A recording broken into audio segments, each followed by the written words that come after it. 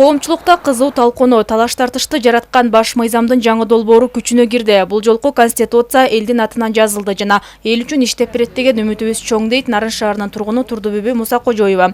Буга чейинки мыйзам коомдун бир бөлүгүнө жеке кызыкчылыктар үчүн иштеп келди. Премьер-министр кызматы жоюлуп, бардык иш жана жоопкерчилик бир адамдын мойнунда. Эми туура жана таасын жазылган мыйзамды иш жүзүнө ашыруу башкы милдет дейт шаар тургуну. Жаңы конституция элге иштеп берген эле конституция болсо экен деп атам да. Эл үчүн иштеп берүүчү конституция болсо экен. Эл үчүн элдин жашоосун жакшырткан конституция болсо экен депчи.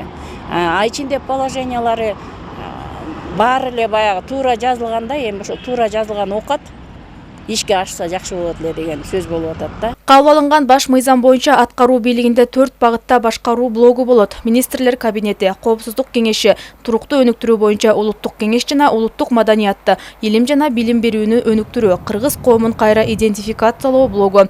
Бул жаатта мамлекеттик катчы иш алып барат. Эл агартуу тармагына өмүрүнүн жарым кылымын арнаган Шашынбек Алтыбаев аткаруу бийлигиндеги бул өзгөрүүлөргө толугу менен макул экендигин билдирет. Улуттук маданиятты өнүктүрүү, ага жеткиликтүү көңүл буруу, өзгөчө билим берүү тармагына олуттуу реформаларды жасоо убагы эбак эле келгендигин белгиледи агартуучу. Анан эми азыр ошого катуу көңүл бөлөлүп атат. Мага ошонусу жакты. Себеби билим берүү системасын кайра реформа жасабаса болбойт.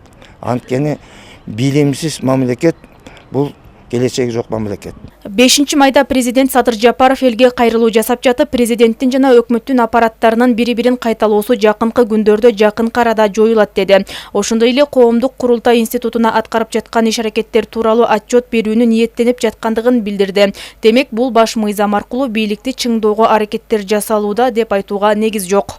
Биз табигый башкаруу, улутубуздун табиятына жараша башкаруу концепциясын киргизебиз. Анын негизги жобосу ар кандай чечим кабыл алуудан мурда жарандардын кызыкчылыктарын алдын ала макулдашуу алуу. Дал ушул себептен улам биз конституцияга курултай институтун киргиздик.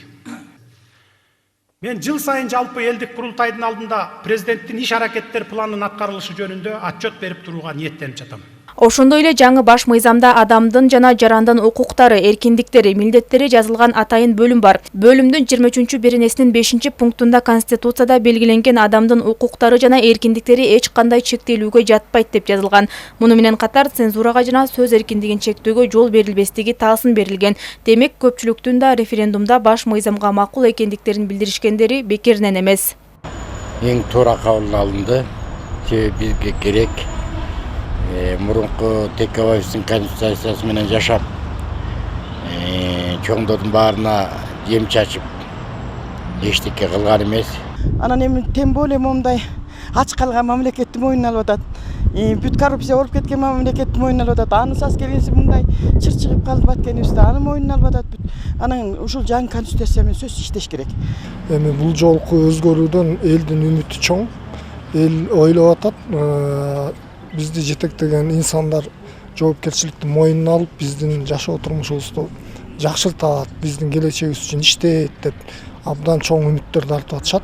Өлкө жаңы конституция кабыл алып, жаңы жашоого багыт алды. Мындай тандоону эл өзү жасады жана өзгөрүүгө убакыт келгендигин айтышууда. Андыктан алдыдагы тандаган багытыбыз жемиштүү болот дегенге ишеним чоң. Ал үчүн убакыт жана сабыр керек. Гүлзат Мокенова, Нурсултан Болотбек уулу, Нурбек Рахманов, Өлкө Деми.